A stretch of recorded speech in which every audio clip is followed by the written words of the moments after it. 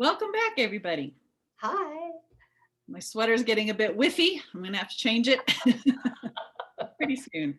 Lesson number 9. I see nothing as it is now. This idea obviously follows from the 2 preceding ones.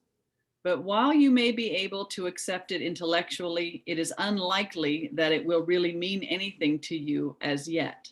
However, understanding is not necessary at this point. Thank God. It's just so kind, right? It's so kind. Just Oh, do yeah. them. Just be willing to do the exercises. Okay. In fact, the recognition that you do not understand is a prerequisite for undoing your false ideas. Okay, that's major. Isn't it?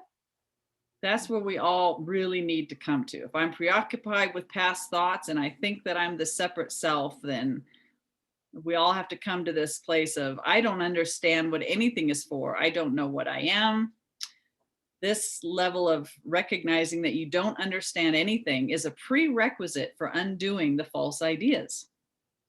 These exercises are concerned with practice, not with understanding.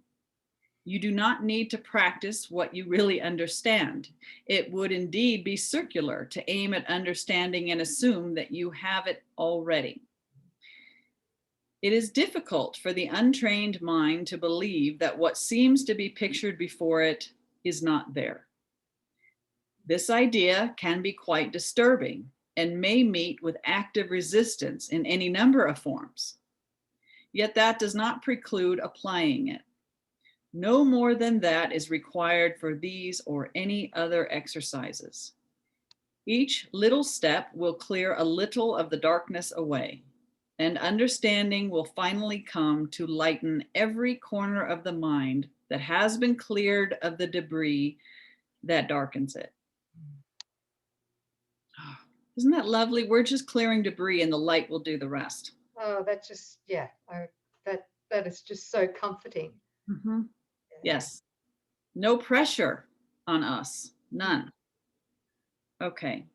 These exercises, for which 3 or 4 practice periods are sufficient, involve looking about you and applying the idea for the day to whatever you see, remembering the need for its indiscriminate application and the essential rule of excluding nothing. For example, I do not see this typewriter as it is now.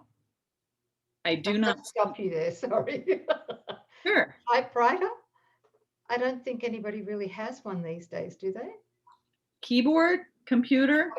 Keyboard. Okay, great. Thank you. I do not see this key as it is now. I do not see this telephone as it is now. Begin with things that are nearest you and then extend the range. I do not see that coat rack as it is now. I do not see that face as it is now. I do not see that door as it is now. It is emphasized again that while complete inclusion should not be attempted, specific exclusion must be avoided. Be sure you are honest with yourself in making this distinction. You may be tempted to obscure it. Yeah, especially those things that we really like, thinking that we know what it is now. Yeah. Are we willing just to open our thought to the idea? Are you open to the idea that maybe, perhaps, the things that and the way that you're seeing them now aren't the way they actually are? Yeah, very good. It's opening that door just a little Yeah, bit. Spirit needs a little bit, sure. And in particular, those things that we tend to want to obscure, or resist, applying this to. You just said something that we really believe we know what it is, right? Something valuable. Yes. What about a trigger? Oh, so happy to get rid of that. Really? Well, I guess it depends on what it is. I don't know. I'm pulling on the past and memory. but I vaguely remember doing these lessons. And at the time that I began the workbook, I was in a highly toxic special relationship. Hmm. And, I had a lot of resentments against my partner at the time. And I remember when he would fly off the handle, I would have such a hard time to say to myself in my mind, I see nothing as it is now. Yeah. Because he would be, really upset and screaming and God knows what else. Yeah. So, yeah. I didn't want to apply it to that at the time. You didn't want to take accountability for the way that you were seeing your brother? Thank you. Yes. Yeah. And I think this is good. I mean, we might have resistance to it because something that we like, right? We want it to remain as the way that it is, the way that we've got it in our mind, and it serves us. And so, the thought that it might not be what we think it is would be threatening to the separate self, the mind that's decided what it is. Mm-hmm. I'm thinking of things like, an imperfect body or a sickness or something. We're all too eager to say, oh, no, this isn't the truth about me. I may not understand what I am, but this isn't the truth about me. But those things that we call good in the world, it's hands off, Holy Spirit. This doesn't need any correction. So nothing that we're seeing through a split mind is as it seems. It's a total distortion and bears no relationship to what's actually there.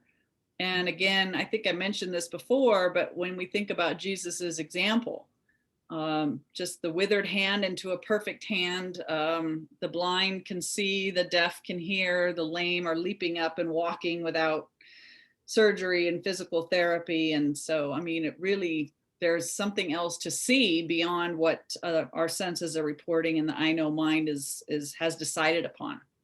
Mm-hmm. Yeah. Very good.